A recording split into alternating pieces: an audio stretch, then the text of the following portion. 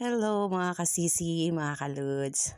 Good morning everyone. Yung vlog ko for today ang naggagandahang iba't ibang mga stuffed toys. Ayan.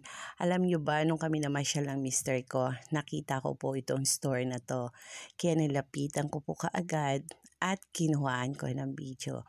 Pero natuwa ako nung makita ko ng may-ari ng store, tinawag niya po ako.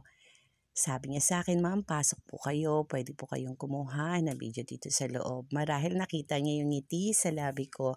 Kaya nung ako'y pumasok na, mas lalo po talaga akong sumaya.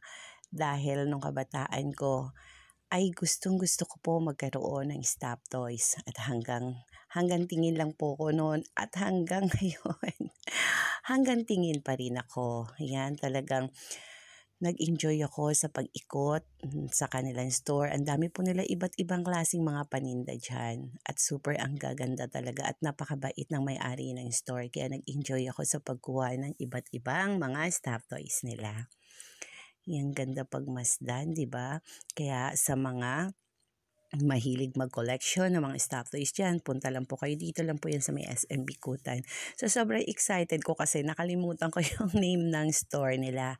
Maganda siyang pangregalo sa mga kids, yan, sa mga mahilig talagang mag-collection nito.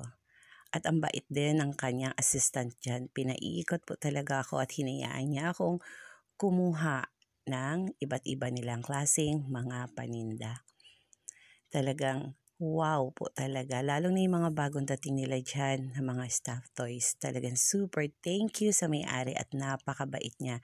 Hinayaan niya ako na makapag-video at nabusog po talaga yung aking mga mata sa mga stuffed toys na to. God bless everyone!